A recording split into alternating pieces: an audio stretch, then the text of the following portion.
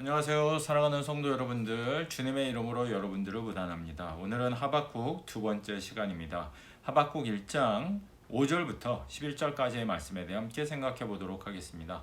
지난 시간에 우리는 하박국서의 특징에 대해 함께 생각을 해보면서 다른 선지자 같은 경우에는 하나님의 말씀이 선지자에게 임하고 선지자가 그 말씀을 대언하는 것이 일반적인 구조인데, 이 하박국서는 특이하게도 하나님 앞에 나아가 먼저 질문을 던지는 것이 굉장히 독특한 구조다라고 말씀을 드렸었죠. 지난주에 하박국이 던졌던 질문은 바로 다음과 같은 것입니다. 하나님, 세상을 보니 너무나도 부조리하고 악한데 왜 침묵하고 계십니까? 악을 왜 관영하도록 그저 두고 바라보고만 계십니까? 이런 질문이었습니다. 이런 질문을 던진 하박국에게 하나님께서 오늘 본문 말씀을 통해서 다음과 같이 명령하십니다. 너희는 보아라. 하박국에게 답변하고 계신 거죠. 하박국은 지금 유다라는 땅 안에서 벌어지는 여러 가지 부조리들, 지금 부조리한 통치를 하고 있는 여호야김과 같은 왕들, 또 권력자들, 또 부자들, 이 많은 사람들의 부조리에 대해서 하나님 앞에 나가 질문하고 있는데, 하나님께서는 이와 같이 질문하고 있는 하박국에게 너의 시선이 너무 좁다. 그 좁은 시선으로부터 벗어나서 좀 더 넓은 시각으로 이 문제를 바라볼 필요가 있다라고 진단하고 계신 것입니다. 그래서 민족들을 보아라 라고 명령을 하십니다.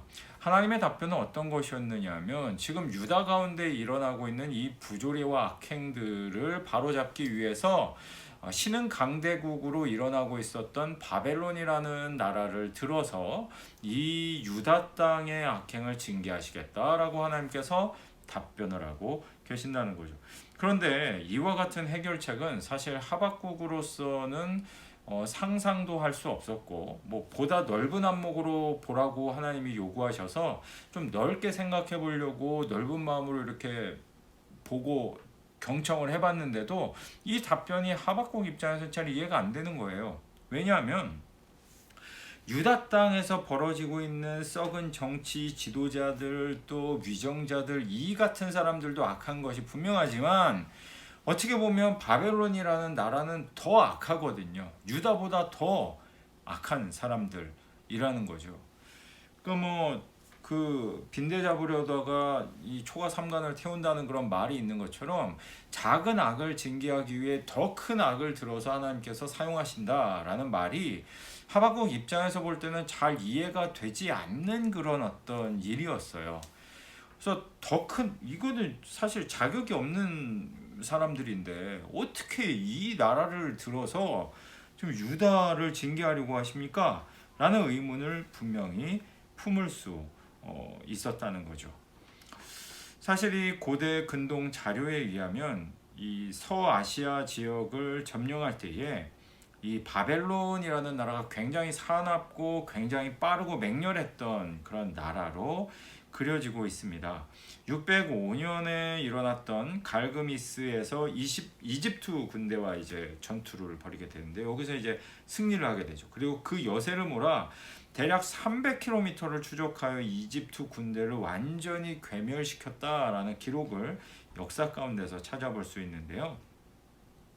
말이 흔하지 않았던 이 가나안, 성경에 말에 대한 얘기 잘 안 나오잖아요. 주로 나귀 타고 다니는 얘기, 이런 얘기 나오는데, 그러니까 기동성이 굉장히 대부분의 나라들이 약했다는 거죠. 그런데 그런 지역에서 말을 타고 굉장히 빠르게 이동하면서 전투를 벌이는 민족이 있었는데, 그 민족이 바로 바벨론이다라는 사실입니다. 그러다 보니 굉장히 사납고 포악하고 맹렬하고 이런 나라로 바벨론이 인식되고 있었다는 거예요. 하박국 입장에서 본다면 참 이거는 아닌 것 같은데 라는 생각이 드는 하나님의 답변에 직면하게 되었다라는 것입니다. 사랑하는 성도 여러분들, 하나님께서는 우리를 가끔은 역설 가운데로, 아이러니 가운데로 우리를 밀어 넣으신다 라고 저는 생각을 합니다. 하나님의 생각과 하나님의 계획은 너무나도 커서 우리들이 다 알 수가 없거든요. 하나님이 바라보시는 것은 작은 일이 아니라 큰 일입니다. 물론 우리 개개인의 삶에 대해서도 굉장히 많은 관심을 갖고 계시고 우리들을 사랑하시지만 하나님께서는 보다 큰 관점으로 세계를 바라보고 계십니다. 우리는 당장 눈앞에 있는 것이 중요하기 때문에 나의 문제, 나의 가족의 문제, 내가 속한 작은 공동체의 문제, 이게 해결되지 않고 또 이런 문제들이 복합적으로 작용하게 되면 하나님 부당합니다. 왜 이렇습니까? 하나님이 계시는 게 맞습니까? 뭐 이런 이야기들을 막 하나님께 원망하면서 쏟아내곤 하는데요. 사실 더 커다란 관점으로 바라보게 되면 또 더 많은 시간이 지난 후에 뒤를 돌아보게 되면 지금은 이해되지 않지만 더 많은 시간이 지났을 때에 그때 하나님께서 그래서 그렇게 하셨구나 라는 것들을 우리가 뒤늦게 깨닫게 되는 경우도 굉장히 많다는 거죠. 그러니 하나님의 뜻을 신뢰하고 하나님이 보라라고 말씀하실 때 보다 열린 태도와 열린 생각을 가지고 우리는 볼 필요가 있다는 거예요. 근데 이게 참 쉽지가 않습니다. 사람의 생각 바꾸는 게 정말 쉽지가 않아요. 오죽했으면 성경에서 여러 번 이스라엘 백성들을 가르쳐서 목이 곧은 백성이다, 완고하다, 고집을 부리는 송아지처럼 황소처럼 아무리 당기고 끌어도 이쪽으로 끌려오지 않는다는 거야. 심지어 하나님께서 당기시는데도 그쪽으로 가지 않는 것이 바로 이스라엘 백성들의 어떤 태도였다, 이렇게 성경이 평가를 하지 않습니까? 실제로 예수님께서 이 땅에 오셔서 그 생명의 말씀과 기적과 이적과 표적과 모든 것들을 보여주셨는데도 그 예수님을 따르지 않는 거는 뭐 그럴 수 있는데 심지어 반대까지 하는 사람들이 있었다는 것을 우리가 보게 된다는 거죠. 우리는 뭐 예수님이 지금 이 시대에 오시면은 당장 뭐 버선발로다가 우리는 뛰어나갈 거라고 스스로들 착각하고 그렇게 주장하지만 실제로 우리 가운데도 주님께서 우리 가운데 찾아오셨을 때 그 예수님을 배척하거나 그건 좀 아닌 것 같은데요 라고 말할 사람들이 우리 가운데도 굉장히 많을 겁니다. 그게 성경이 보여주고 있는 현실이거든요. 그러니 사람이 생각을 바꾼다는 거, 삶의 태도를 바꾼다는 거, 가치관을 바꾼다는 거, 이것은 정말로 어려운 일입니다. 하지만 하나님께서는 이 선지자에게 말씀하고 계신 것이죠. 너의 시선을 바꿔라. 너의 가치관을 바꿔라. 무엇을 기준으로? 하나님의 말씀을 기준으로. 그래서 현실적으로 눈앞에 있는 문제에만 집중하지 말고 하나님의 시각으로 더 넓게 폭넓게 이것을 바라볼 필요가 있다라고 우리에게 권면하고 계신다는 것입니다. 저는 요즘 우리 교회의 앞날을 위해서 기도하며 고민하고 있습니다. 하나님의 은혜로 1년 반 동안 평안하게 또 함께 지어져 가며 여러 가지 여건들이 구비되어져 가고 있고 우리의 기도의 제목대로 새로운 성도들이 찾아오고 있고 예산이 채워지고 있고 협력하는 것들이 늘어나고 있습니다.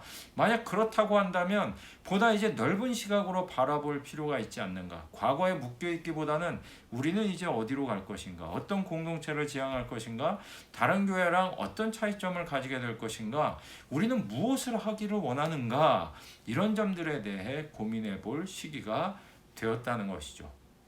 사랑하는 성도 여러분들, 같이 고민했으면 좋겠습니다. 그리고 부디 바라기는 눈앞에 있는 문제에 매몰돼서 그냥 아이고 이거 이 문제 해결하고 이 문제가 급하고 이 문제 이렇게 해야지, 이거가 아니라 좀 더 넓은 시각으로 하나님 나라의 관점에서 이 시대를 바라보며 교회를 바라보며 젊은 사람들을 바라보며 우리는 어디로 가야 할 것인가, 무엇을 해야 할 것인가 생각해 볼 수 있는 저와 사랑하는 모든 성도님들이 되시기를 주님의 이름으로 축원드립니다.